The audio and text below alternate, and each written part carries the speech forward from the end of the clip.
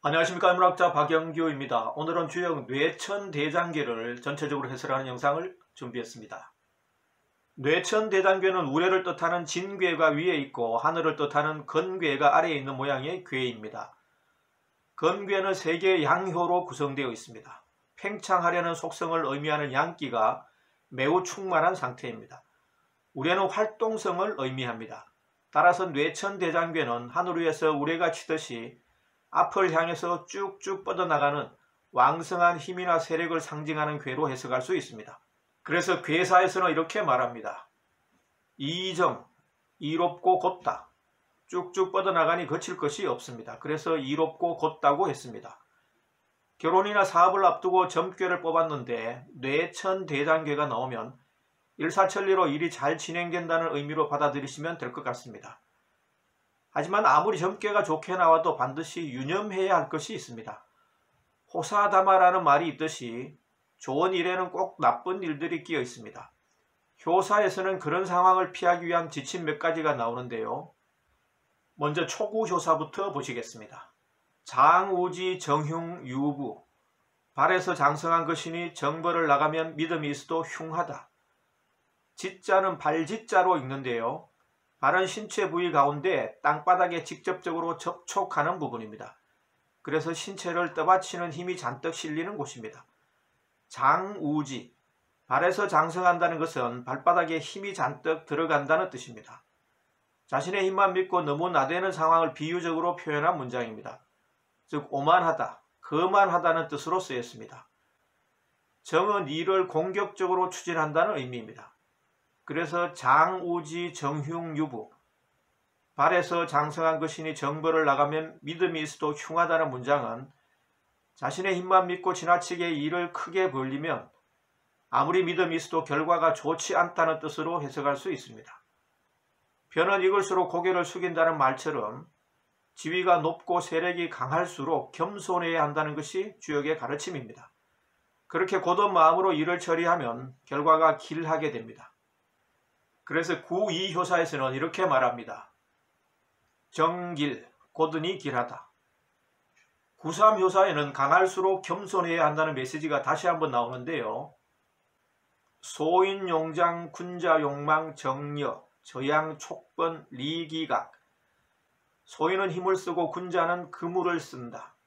곧지만 근심이 있다. 순양이 울타리를 들이받으니 그 뿔을 다친다. 소인은 육체적인 힘을 주로 쓰는 무사를 의미하고 군자는 문인 혹은 지식인을 지칭하는 단어입니다. 장은 육체적인 힘을 말하고 망은 기지, 꾀를 의미합니다.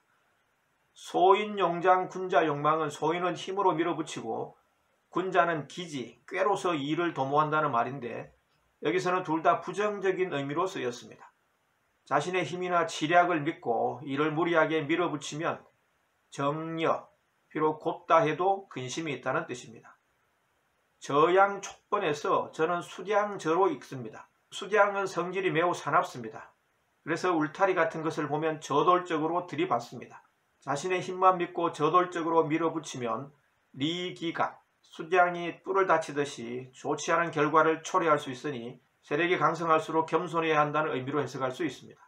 구사효사에서는 세력이 강한 자가 겸손함의 미덕까지 갖출 경우 일이 잘 풀린다고 말합니다.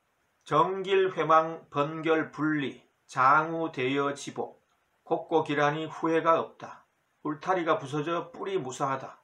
큰 수레바퀴 살에 힘이 세다. 수량이 저돌적으로 달려가서 울타리를 들이받으면 뿔을 다칠 수도 있습니다.